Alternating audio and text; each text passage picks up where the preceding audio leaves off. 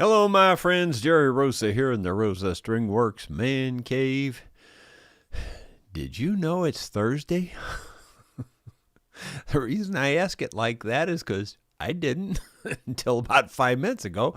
I was expecting it to say Wednesday when I looked down there and it says Thursday. I lost a day somewhere this week. I have no idea where it went. I have no idea at all. I think I have amnesia. I would have bet $1,000 if that today was Wednesday. But it's not, I don't think. I think it's Thursday. Oh my gosh. Well, anyway, we have got water. It has rained. I cannot believe it. It actually even thundered last night. I was in the middle of the night in this room is a room in the center of the house. Like there's a room on that side, there's a room on that side, a room on that. So this room is insulated from the outside walls. And it's not only that, it's insulated from the outside roof because above this ceiling, there's a roof. And then there's another roof up above that. So this room is pretty soundproof. And so to be able to hear thunder, it has to be pretty loud. And so I was hearing it, and I thought, man, it must be really coming up a storm out there. Well, today kind of proved it out that it did come a pretty good storm, and we did get some pretty good rain. And I have about a 12-minute video to kind of show you around and show you what's happened. My friends, we finally got a rain. I mean, like, look at this. Unfortunately, it's clogged. The pipe is clogged up from all these leaves, so I'm gonna have to fix that. Let's go over here and see what's going on with the water wheel. You can't tell it's out of balance now. It's spinning like crazy. Look at the water coming out here. I think that's clogged up too. Looks like it's full of leaves. It is. It's just full of leaves.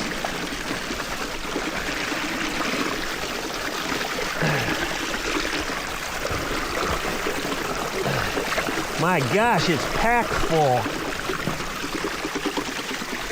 So let me set the camera down and clean that out.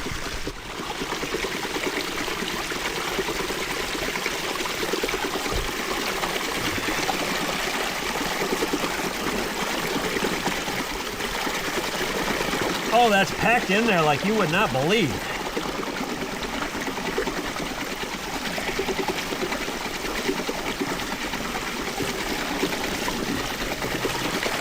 That is really packed in there tight.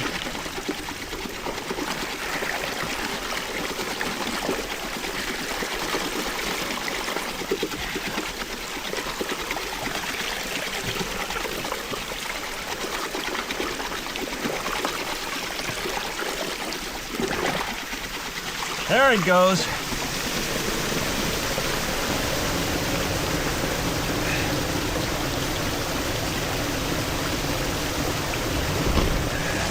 Well, I think it's unpacked now. Oh my gosh, look at this. I've never seen it coming through that fast before. Of course, it's coming down now. That was all backed up in the pipe. Woo! Boy, it washed out into the pond, everything. Oh my gosh, it clogged up again. Here we go.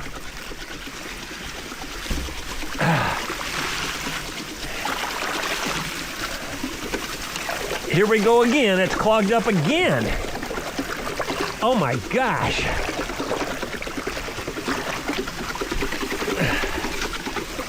Oh my gosh. It's still clogging up. Oh my gosh. Look at the water coming out of that thing. Holy mackerel. Well, the water's flowing clear now.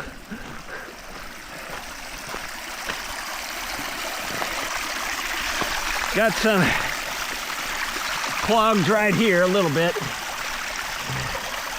Not so bad now.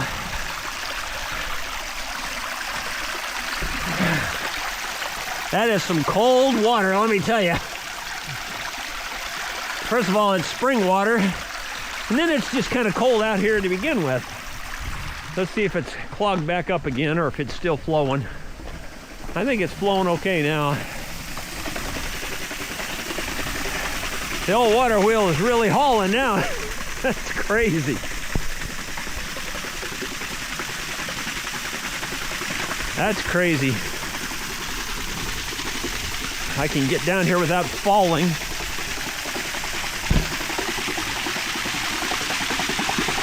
Get the rest of the leaves off of this.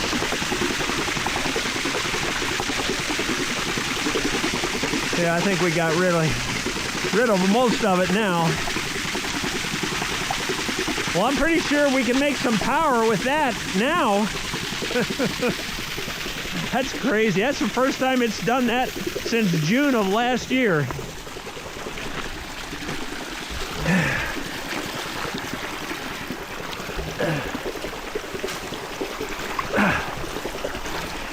Trying to get I don't want all those leaves in the pond either.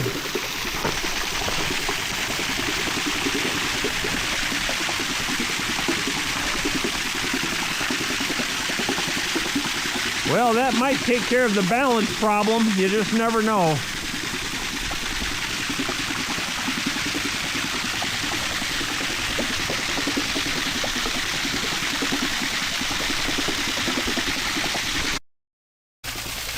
So I thought I might as well give you the obligatory look at the water wheel house when it's really flowing well. Pretty cool. Now it actually looks like it was designed for something here. I really like my new little concrete chute. That's really much better too. So let's go back and see if the cave I dug out is doing anything. I think this is one of the prettiest little areas on the farm. It's just a pretty little waterfall.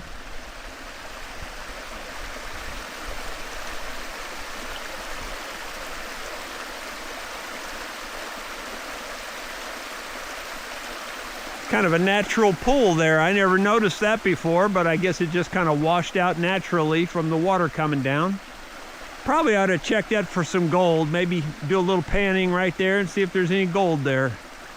No doubt there's got to be quite a bit.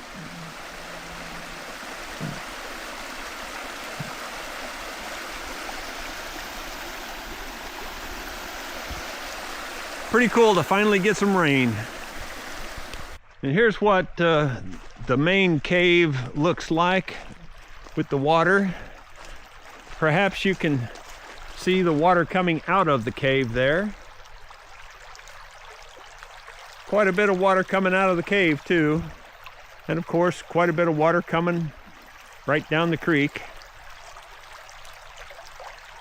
That little waterfall we just looked at was down that way, about 50 yards or so.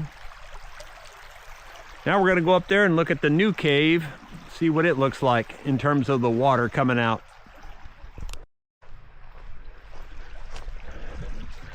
So this is actually the very first cave I noticed on the farm, but it used to just be a groundhog hole, and I stuck a stick back in the hole and felt that it didn't touch anything.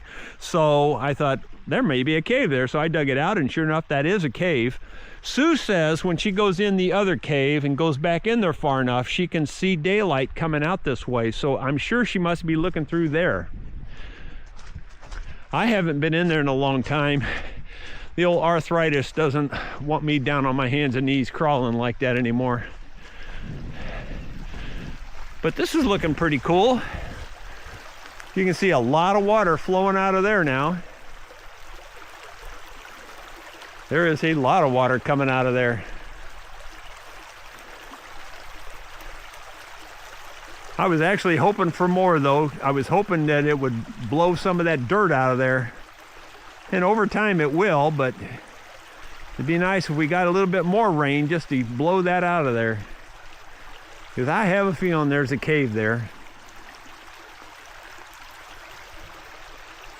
It's really neat to finally get some water out here. You know, it hasn't done any significant rain since June of last year. So, man, that's crazy. But we got it now, that's for sure.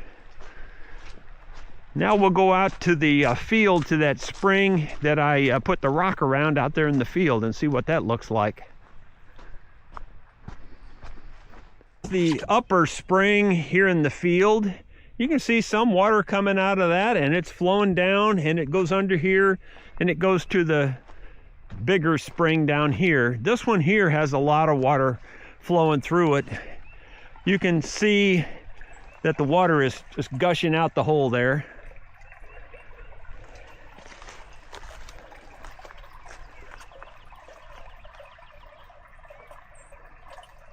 It's really cool to see the water finally working in this. Pretty neat. In fact, we'll go down to the creek down there and find the outlet and see how much water is coming out.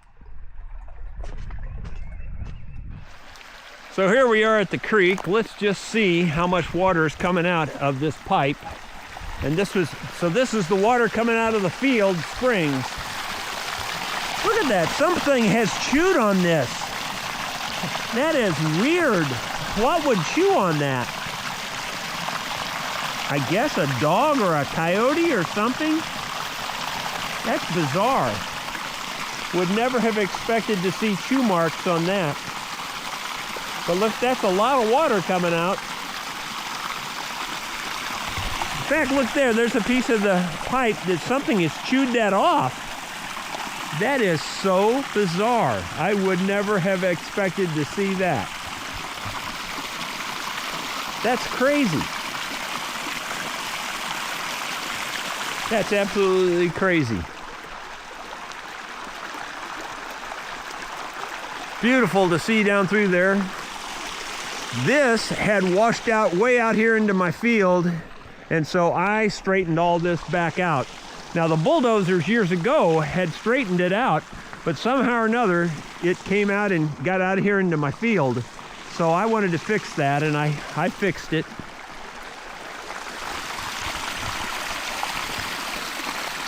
That's way more water coming out of that than I expected.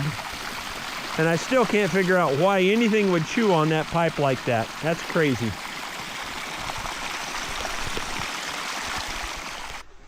Since we've looked at all the water flowing everywhere, I thought it'd be good to go ahead and look and see how much water's flowing out of the pond here into the creek.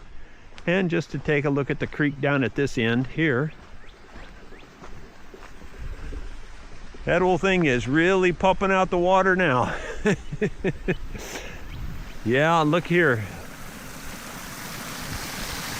Now, if that would flow like that year-round, we could generate some power, but we don't have that kind of flow year-round, unfortunately.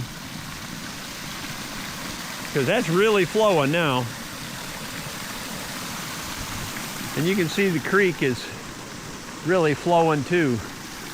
We finally got a rain. I am so tickled, I can't even tell you. So awesome to finally get some rain. Yeah, that water's flowing in right here.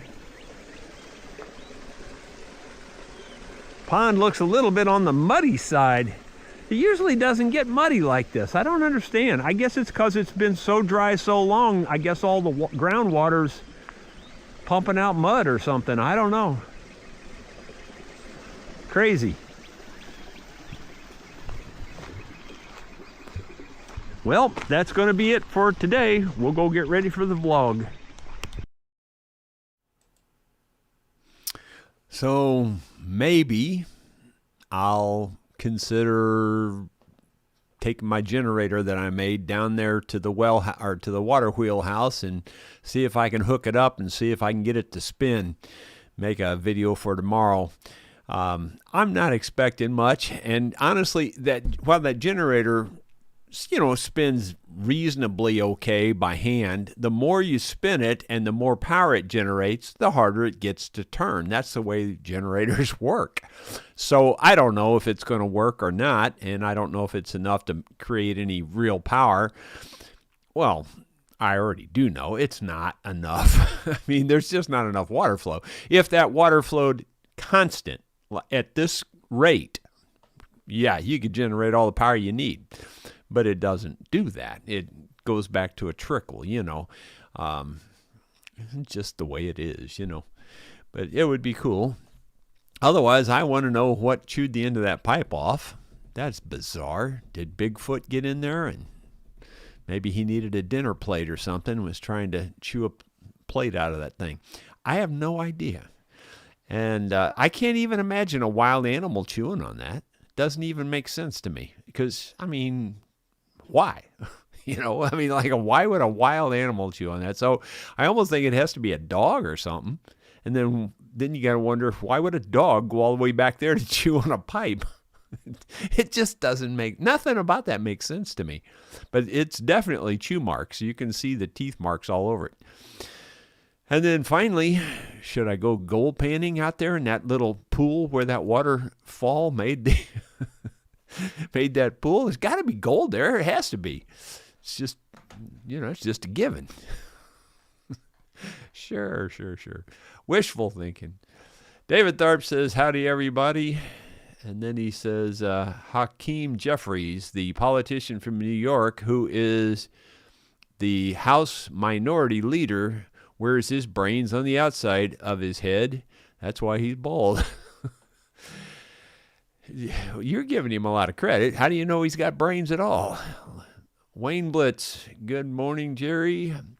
Hope all is well with everyone. Keep it safe. Bill Rhodes says, good afternoon. Joe Cool, enjoy the rest of your day.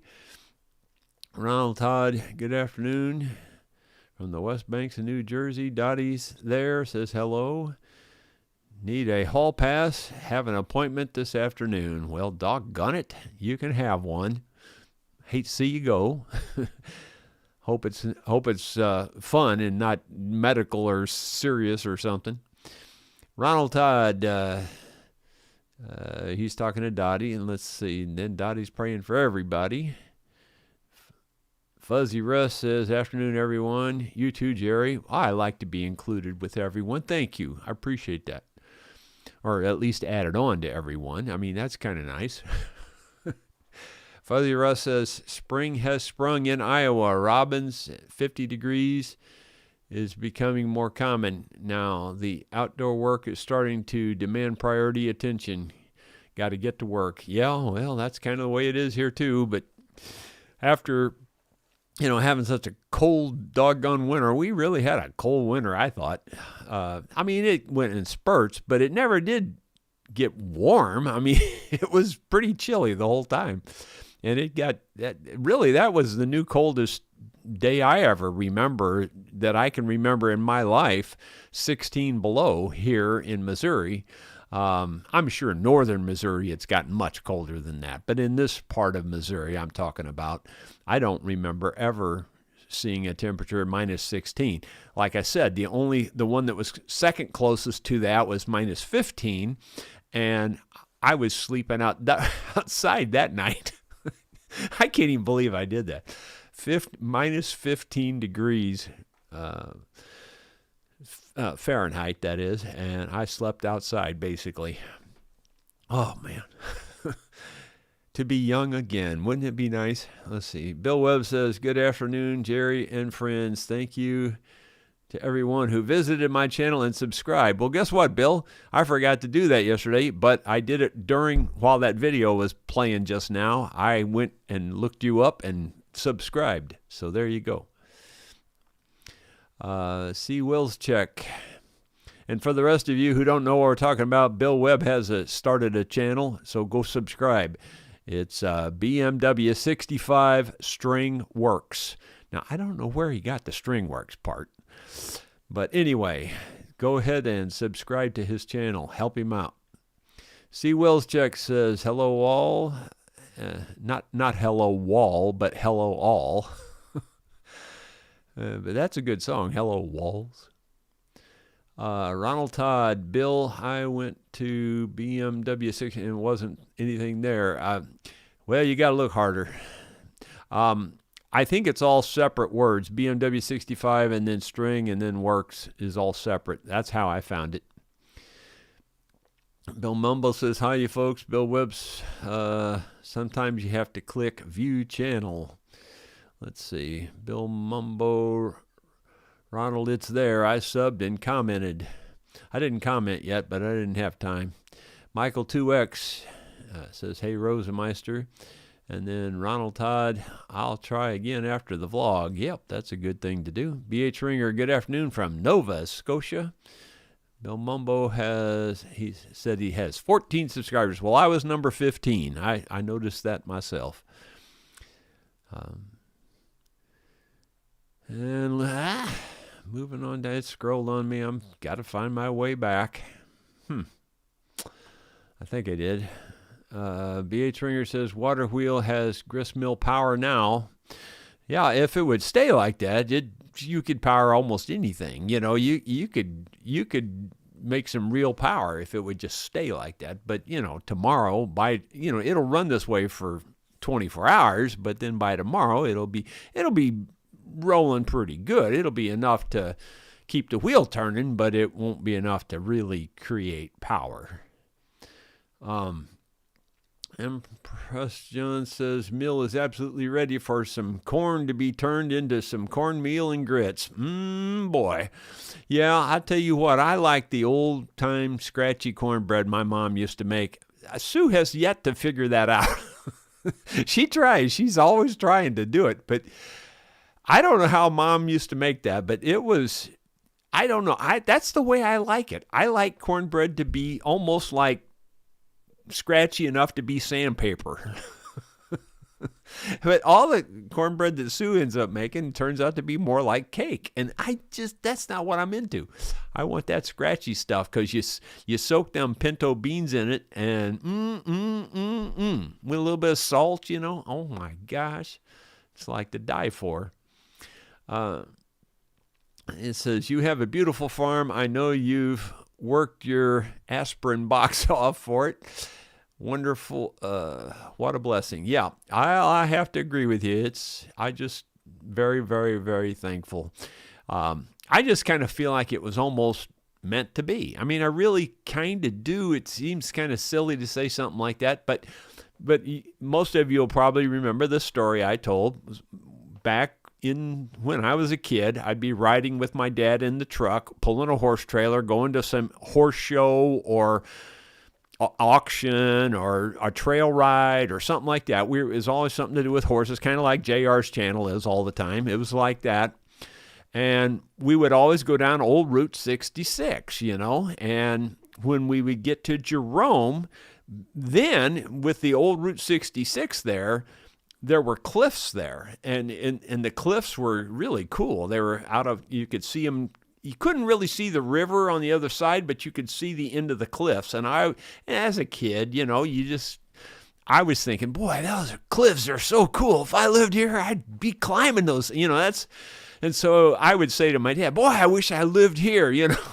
My dad, he has no child in him like that at all. You know, there's nothing like that. He never did. And he would just say, what would you want to live here? There's out in the middle of nowhere. You know, it would almost make him mad, you know, when I would say something like that. But anyway, then the story, if you fast forward to 1998 now, when we're looking for a farm and we get down here, well, I didn't really know where this farm was based on the description and all that stuff. I couldn't remember the details and all that. But when we got down here, as we were driving here, I went, this is where I said I always wanted to live. I can't believe this is the place that we're looking at. It was like it was meant to be. You know, it just really was like that. But anyway, Jerome is like, if I just, you know, drew a straight line right here, it's less than a mile over there, and that's where those cliffs are. So it's pretty cool. About as close to it as you could get. Now, have I gone over there and climbed the cliffs? No, a little bit too late for that. But and besides that, they've also dozed them off. They put a new highway through there, and they blasted the cliffs off. I mean, there's still cliffs over on the other side. There's still cliffs there, but I mean, they truncated the end of it off, straight off. But anyway, I digress. Let's see. BH Ringer, there's enough flow from field to add a water wheel. Yeah, and even on the outgoing side of the pond. I mean, you could put yet another water wheel. So, I mean, there's plenty of places to do that. But let me tell you something. That was a whole lot of work. I don't think I'll be doing that again. At least Not anytime in the near future. Cup of Cool, a baby Bigfoot will cut its teeth on a random field pipe. Might want to put a trail camera out there and get you a video. Yeah, I seriously, I know that sometimes I get hung up on the stupidest things, but like that, I can't explain why that would be like that. It doesn't make any sense. A raccoon makes a little sense because raccoons will gnaw on stuff, but and maybe just an old field rat or something like that, but those teeth marks look bigger than that. They look more like a dog-sized teeth marks. It just doesn't make sense. I can't even imagine why that would happen like that. This goofy thing gets... There it is. I hit the escape. Something popped up and it was covering most of the comments here. I couldn't get it to go away. Let's see. Kim Z from Arizona says sorry I'm late. Well, we'll just dock your pay a little bit. Oh, by the way, you're probably wondering where's Gary at.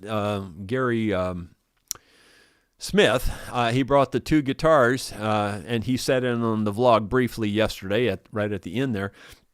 Excuse me. Well, right after we were finished with the vlog, we went straight down there and we worked on his Martin guitar, which needed a pretty good setup. There was quite a number of things that we did to it, and took a couple hours, got it all straightened out, and really was in very good shape.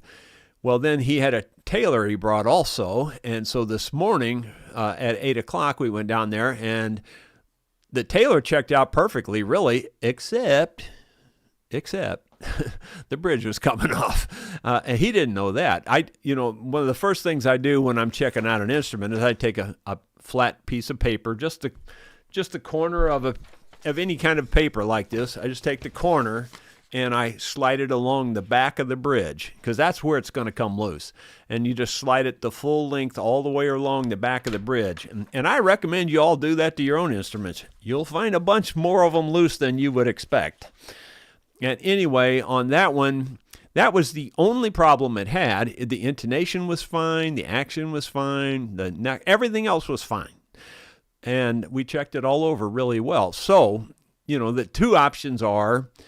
I guess you could say 3 options. One is live with it like that for a while and see what happens. Option 2 is to just squirt glue under there and clamp it down and leave it clamped for a couple hours and then wait another 24 hours before you string it up. And then option 3 would be to take the bridge off and fix it. Of course, you have to clean all the old glue and everything. It's a job. It takes you a little while. For me, it's not that big a deal. I can do it. I can get the bridge off and reclamped and everything in about an hour.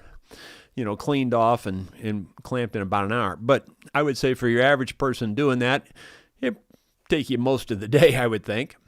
So anyway, I just asked him which way he wanted to go. And, I believe in doing the simple thing first, especially if the simple thing won't make it any worse. And the simple thing in this case is to just squirt some glue under there, clamp it, and see what happens, And so that's what we did. And he was in a hurry to get on back to Minnesota. So that's what we decided to do. And we left it clamped for an hour and a half or so. According to the directions on Tight Bond, you need to leave the clamps on for an hour. But we left it on for a little over that, an hour and a half about, while I took him on a tour of the farm. We went out and looked at all the stuff here at the farm. And then we came back and unclamped it, and he put it in the case and headed back to Minnesota. So that's what happened with Gary. He's a nice fella, really nice fella. Seemed to be a pretty good picker, too. He did a lot of finger picking and stuff. You'll probably see a little bit of that in the video that I put out on his instruments there. Let's see.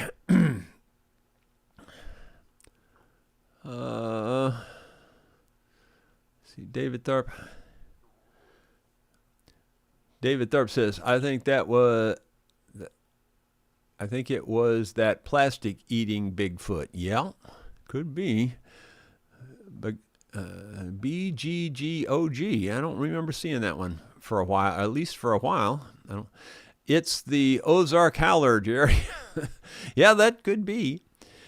I know I get hung up on stupid things like that, but stuff like that, I like to make sense of things and think of how could that have happened. I can't think of a way that really would make sense that would happen. Don't get me wrong. If you had an animal in a pen or something and you had that laying in there, the animal would probably chew on it. But out in the wide open like this, where they've got thousands of acres to roam and go, why would they stop there and chew on that piece of plastic? It just doesn't make sense to me right now. Must be there either was some flavor, taste, or smell or something that they were going after, I would think. Or maybe they were cutting teeth and it was something to cut their teeth on. I don't know. Crazy. Garland Edmondson, is there a golden pond or just cold? Well, I know it's cold, that's for sure. The spring water out here comes out of the ground. I don't remember. I think I remember testing it before, but it's like in the real low 50s, like, 52 or something like that, I think. So it's cold enough to put trout in, let's put it that way. Ronald Todd says, proper gearing on the generator might make a difference, and maybe a more mouse or something ran into the pipe while something was after it. Maybe that's possible. The thing about the gearing, believe it or not, on a water wheel or anything like that, because this isn't my first rodeo on trying to generate power. Trust me, it ain't near as easy as you think it might be. Like even if you're in a windy area trying to make a wind generator or something, even the gearing, the more power something produces, the harder it is to turn. And even when you get it geared reasonably well, there's so many power drains and so many issues with any of that stuff. It's not simple. But I think the water wheel has the best potential of anything I've built if it would just keep a flow like that. It'd be a piece of cake. I don't think it'd be any problem at all. But it won't. So do I need to go to a lot of trouble to build something that I know is only going to work a few times a year, Hugh O'Connor, pipe chewing. If rainfall was so low, then ice on the pipe would be a source of hydration. Well, maybe. I'd have a tough time buying that one, I think. But it's possible, I guess. David Thorpe, I know a man who spent all last summer panning for gold in Cane Creek. He found some, about 20 cents worth. Yeah. Well, I figured it wouldn't take me more than, 24, 48 hours. And I might, probably just find rocks. I don't think I'd find any gold at all, but you just never know. Anytime you have a waterfall, that's what the old-timer gold panners look for, is waterfalls like that in places where it would dig out a natural cavity because it will collect the gold, So we got a natural cavity there. Just don't think we got any gold to go with it, unfortunately. But you never know. Don Nice says, hi, Jerry and friends. Are you going to have play along tonight? Cash would be nice to hear again. Well, I swear to you, I thought today was Wednesday. I really did. So I wasn't even planning on a play along tonight. I doubt Cash would make it with this short of notice, but maybe I'll see. But yeah, we'll go ahead and have it since it is Thursday. David Sutter, good afternoon from Ashland, Kentucky. Oh, we got plenty of rain here in Kentucky also. Well, that's cool. As long as it ain't plenty, like flood plenty. It scrolled on me. Okay, here we are. Bill Webb says, thank you for the shout out, Jerry. You're welcome, Bill. Mumbo, you could weld up all the holes in that sheet of metal you found and fashion a pan from it. I actually have a gold pan, one of those plastic ones with the ribs. So I have a gold pan, so that's not a problem. I'll go out there. Empress John, I was booked last year, gonna take my daughter and grandson for a trip. My 46-year-old daughter died suddenly last September from seizure. I'm still gonna bring up my 10 grandsons, now son up there. Well, God bless you. I'm so sorry to hear that. That's horrible. That's just horrible. But yeah, if you're if you want to come out here in this area, come on out. I don't know too many YouTubers that say that. Most YouTubers say, don't come here without, prior arrangements. We don't allow people to come. Well, I'm not quite like that. Now, granted, I don't want crazies coming, but crazies won't come here because I'm a real good shot. BH Ringer, copy Bill's link and post it in chat and or include it in your video description so others can easily find it. Okay, I'll try to remember to do that. Hugh O'Connor, someone I used to know motorbikes from London to Wales in the wintertime.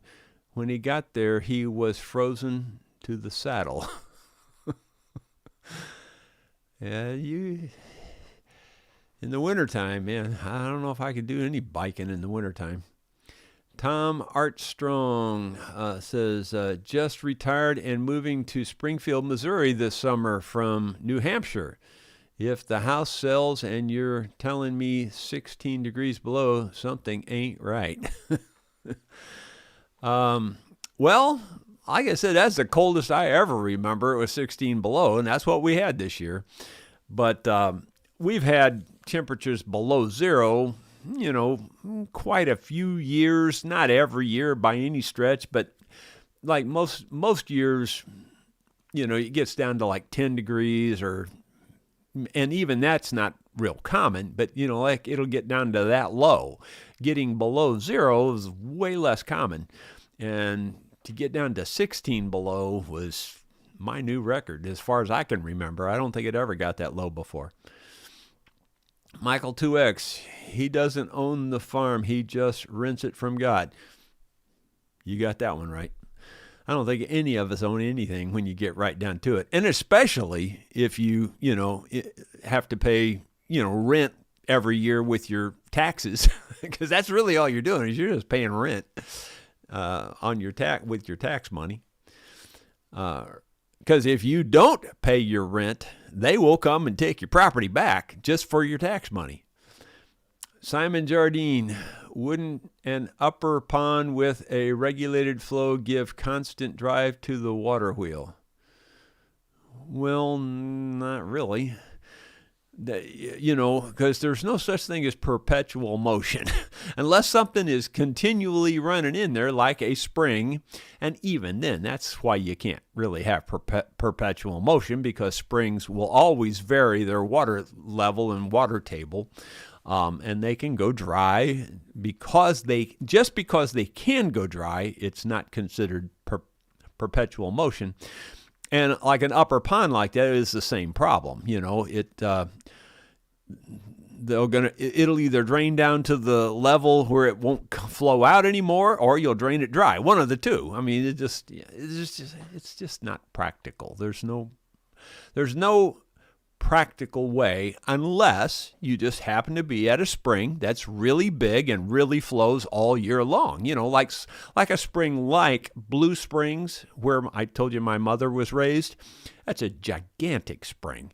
It's boiling water out. I mean, it's huge coming out. It's enough to float, like you could even float like a big houseboat in it. I mean, it's that much water coming out. So if you got a spring like that, well, then, even though you still can't call it perpetual motion, because it's still got the potential it could dry up. But that kind of a spring where you've got enough flow, you can definitely make power out of something like that. A spring like this, which is, on a big day, it's this big. And on a little day, it's that big. It's as big as your little finger. So, I mean, it varies that much. So it's just not practical. I mean, it's fun, it's cool, it's neat, but it's not practical for power generation, unfortunately. I mean, trust me, I'm the first guy that wants that to happen, but it ain't going to really happen, so ain't no point in getting your hopes up about it. My hopes up about it's what I mean. Let's see. WP8960. I was a phone cable splicer. Squirrels love to chew on the insulation. Yeah, I do know that that's true. Squirrels will chew on a lot of stuff. Any kind of rodent likes to chew on stuff. But honestly, this didn't really look like rodent teeth marks. This looked more like, big dog teeth marks, or possibly a raccoon, I would think, could do that. Because raccoon teeth are fairly large. You'll know that if you ever get one to bite you. And I have been bitten by raccoons, believe it or not. But only the pet ones that we used to have. We had 2 or 3 pet raccoons as I was growing up. And they're always real friendly and nice when they're real little. But as they get older, they always go back to being wild and they'll bite you. Bill Mumbo says, Jerry, I'm proud to say my father was in touch with his inner child his entire life. Well, that is really cool. My dad, I'm not picking on him. I'm not, I'm just saying he was like he was, but he had a rough life. My dad did. I give him a lot of credit to be able to pull off what he pulled off, which was make a real good living. I mean, we weren't well off. We were just average at best. But we never really wanted for anything. And he only had a 6th grade education. So he did well, I think. But I think because of the way he was more or less on his own, I think from the time he was 14 on. Anyway, Zappa, Jerry, the cornmeal sold today is no longer meal. It is now corn flour. Just dust. I'm looking for the same thing you are. Can't find it. Even the coarse cornmeal is dust. Well, that may be the problem. I don't know, but the old cornbread, that real scratchy, hard cornbread, was exactly what I like. Because first of all, when you put it into the beans and poured the soup of the beans over it, it would soak up and it'd still have some texture to it. Where the stuff that I'm getting now, it's like mush, and I don't want mush. I want some texture to it. And then the other side of it is I would take the second piece of cornbread, split it open, and put butter in there, while that cornbread's real hot, and let it soak in there. And then it's some good stuff. I mean, like really good stuff. At least I enjoyed the heck out of it. But the stuff that's like cake, if I want cake, I'll go eat cake. You know what I'm saying? I don't want that for my cornbread. I want cornbread, not cake. Let's see. Don Nice. Jerry, how about a wild hog? Well, they would definitely tear it up really bad. It's almost like it wasn't that bad. Wild hogs, when they chew on something, trust me, it's chewed. But I don't think it was as bad as a hog would tear it up. It looked more like a dog-size animal. It's just going by what I saw there. But a wild hog, man, when they chew something, it stays chewed. I can tell you that for sure. Let's see. C. Wills check. Hey, Jerry, maybe a small animal was being chased by a coyote and ran in the pipe. The coyote, that is a possibility. That is a possibility, I have to say. Like the other person had kind of alluded to that. A mouse ran in there or something. But, yeah, I guess, it's possible. That pipe's almost big enough for a coyote to get into, at least a small coyote. But, no, I don't know. I don't know. I think that's probably as logical as anything that I've heard, because I can't think of a good reason for that to be chewed like that. Let's see. David Thorpe, he retracted one there, and then he's got, did Taylor use hide glue to put the bridge on, and did they use the old tight bond? Or did they use the old tight bond? Now, I tell you, I'm sure, well, I don't know what they used in terms of glue, but it wouldn't matter what glue they use. It's the method they use. And I'm not picking on Taylor. So let me just say this black and white 100%. It's got nothing to do with Taylor. It's got nothing to do with Martin. It's got nothing to do with Gibson. It's got nothing to do with any of them, except for the fact that all of them have taken the shortcut. So it's not like one company did this. Lots and lots and lots and lots of companies, and I don't know which ones and which ones don't, but most companies these days have taken the shortcut of just taking a piece of tape, putting it where the bridge goes, spraying the finish on, pulling the tape off, and gluing the bridge down. Now, the problem with that is there's at least two main problems. Even if they make the piece of tape shaped similar to the bridge, they'll always make it smaller than the bridge. So there's there's a full 1/8 of an inch all the way around the whole bridge, all the way around. There's an 1/8 inch of overlap where the bridge overlaps the finish. So that's your first problem, and that is that the glue doesn't stick to the finish very well at all. So that automatically gives it the ability to start pulling up. And with as many pounds of pressure there is on those strings pulling that bridge forward, it always lifts it up from the back. I'm 99.9% sure that if we took the bridge off that Taylor that Gary brought, it would have that problem. The finish goes under the bridge. That's problem number one. Problem number two is, because they sprayed that finish around there, and when they peel the tape off, and I'm exaggerating this, but the finish is this much taller than that raw wood. So if you can just picture, you put the bridge down, the bridge is sitting on top of that finish, there's an airspace. It's only a couple thousandths of an inch, but there's an airspace there between the bridge and the actual dry wood there that they're trying to glue to.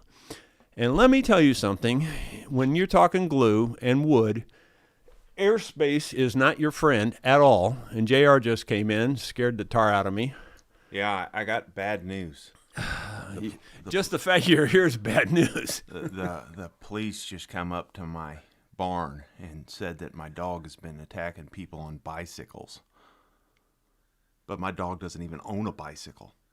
Huh. I don't get it. I don't see how that could happen either. That's a wavy gravy or a David Thorpe joke right there. I don't know what prompted him to do that, but he did. Anyway, so you understand my point. There's two problems with putting the tape down and spraying the finish. The first one is they don't ever make it big enough to cover the whole area where the bridge is going. They never do. Because of speed, because of mass production, I get why they do what they do. I get it. I totally do. But it don't help their case any when it comes to making a good solid bridge connection, because it ain't going to be a good solid bridge connection. And the second problem, like I said, is that it leaves that air gap. And you know, even if you squeeze it super tight, you know what, if you know anything about, mechanics, physics, whatever you want to call it, when you squeeze that up, you're squeezing the wood up, but you're only squeezing the very center of the wood up, and there's still an air gap all the way around where they pulled that tape off. It ain't pretty. It's bad. Now, I'll tell you one more thing, and you'll see this video, I think, this weekend. I told you that friend of mine, George Humphrey, brought a guitar, and his had the same exact problem. The bridge was coming off. So, sure enough, and exactly what I'm describing to you is what he had on his guitar. Same problem, except that it had one additional problem, which I have seen before. This is not the first one I saw this way. In addition, they scored the top where the tape, when they peeled the tape off, then they scored the top with a sharp razor knife. Now, what does that do for you? I don't know why they did that, but I've seen it a couple of times now. It's not the first one I've seen. But somebody has the bright idea of scoring that top with a razor knife. Well, what that does is it cuts the fibers of the wood, and it makes it weak. so that the glue that does stick to the bridge, because that bridge is pulling forward, now you're pulling up the darn wood with it, because the wood will break right at those cut marks. The dumbest thing I've ever seen. I mean, like, you got to go to a stupid academy to do that. I mean, this is really... I wonder if Bob ever had a luthier school. He could have taught that. That'd be something like he would teach. I'm serious. It's not the first one I've seen that way, but George's guitar had that problem in addition. Somebody scored that. You'll see it in the video. It ain't pretty. So there you go. Now you just got a free rant for nothing. Let's see. Where am I at here? Let's see. And that was David Tharp. He knew if he used the word hide glue, I'd get off on a rant somehow. Simon Jardine, I can't imagine a company as big as Taylor would use hide glue, David. Trust me, there's big companies that have used hide glue. That's not the issue. Not too many use hide glue anymore, only because of the mass production issue. Hide glue is not mass production friendly. That's probably the main reason they don't use it. And whatever glue they use would probably be okay if they took that extra step that I'm telling you in cleaning out all that finish so that they get wood to wood and glue, 100% coverage. But they don't do that. And I can't say I blame them because they're in business and they need to mass produce this stuff. But it still ain't pretty. Hugh O'Connor, water wheel perhaps use the generated electricity to charge a 12-volt battery and power lights for the battery. Yeah, well, that's basically all I was planning to do is just generate electric, because I made a generator, and my generator, it'll light a light bulb just by turning it by your hand. So it would work really good, but like I said, the faster you turn it, the more power you're producing, the harder it gets to turn it. And that's just the way things like that are.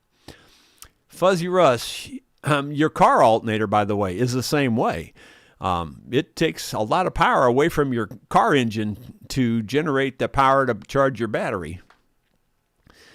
Fuzzy Russ, you can't make the old-time cornbread by using a box kit. You've got to use everything from scratch. I also think you can get coarse ground cornmeal.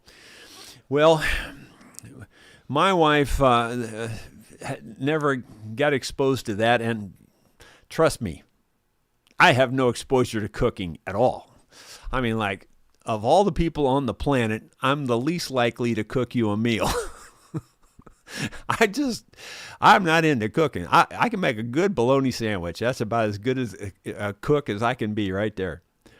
So I'm not picking on her. I'm just saying I wish I could find some way to get back to that corn. That's the main thing I think I miss from my childhood is that good old scratchy hard cornbread. I don't know why, but I really liked that.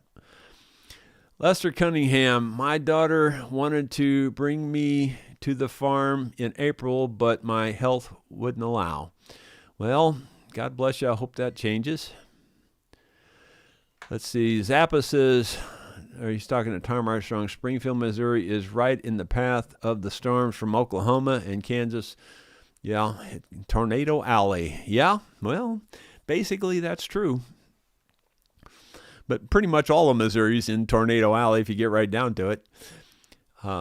There's been tornadoes hit St. Louis. I remember when I was a kid, in the 50s, there was a major tornado in the late 50s, I think. It might have been early 60s, but I think it was late 50s that hit St. Louis, and it was a big one. Empress John, I sent small gift on YouTube last week. I didn't show up in my statement. I try again tonight. Maybe check PayPal on your end. Always enjoy your show. Well, thank you very much. Well, I don't necessarily acknowledge who all pays on PayPal. I appreciate it very, very, very much. I really do. I'm certainly not getting rich by it at all. But every little bit helps, because this truly is my only income at this point in my life. So I have my Social Security and this. That's it. I don't have anything else.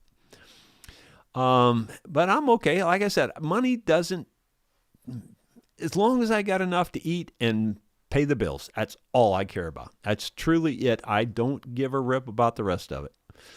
You can believe what you want. Ronald Todd, alert, hide glue rant. Bill Webb, when I applied for motorcycle officer position in the police department, they asked me how cold it would have to be for me not to ride. I told them about 40 degrees.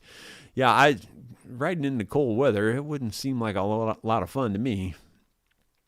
I'm thinking a coyote chased a rabbit in that pipe and didn't want to give up. That is a possibility. That is a possibility. That's probably the best explanation I've heard so far, is coyote and rabbit or something like that. Bill Mumbo, my dad was an orphan, had an awful childhood. I think that's why he was kind to all kids. Bless them. Yeah, my dad was good with kids. He liked kids, I guess, except me. That's not true. He was good with kids. He really was, overall. Gee whiz, we got a lot more comments here. Paul Akers says, hey all. And then Paul Lanier says, Jerry, what did the mud look like around the overflow pipe as far as hoof prints are concerned? Could be a clue. Well, I didn't notice anything. I think the rain that we had and all that would have probably washed most of that out at this point, because I don't think that was chewed in the last day or two. I think it was probably chewed, maybe even a month ago or more. Zappa, the cornmeal package will say coarse, but it is not. Okay. Paul Lanier, thank you. Okay, let's see. David Tharp says, thumbs up, folks. If you would do that, that does help. For those of you who don't understand how that helps, let me just give you a simple example. If 100 people watch a video and say 75% of them click the thumbs up, YouTube goes, oh, looks like most everybody likes that video, so we'll show that out to more people. That's how the thumbs up helps. It's it's kind of a percentage basis. If you get a lot of thumbs up, then YouTube says, wow, that must be a popular video. We'll send that one out to more people. So that's how that works. Michael Donahue says, I have a 2024 Martin 00042 MD. It is made using hide glue. Yeah, well, some of the, that custom shop, they use hide glue because that was the tradition, and I think you can request it in that custom shop. I don't think they always use it necessarily, but you can request it and they'll use that. Me personally, I would never request it because it doesn't change anything. Everybody thinks, oh, you got to have that. That's what makes it sound good. No, it don't have, nothing to do with the sound. It has nothing to do with it. It has everything to do with, does it hold together or does it fall apart? And eventually, the thing is with hide glue, eventually, it will come apart. Eventually.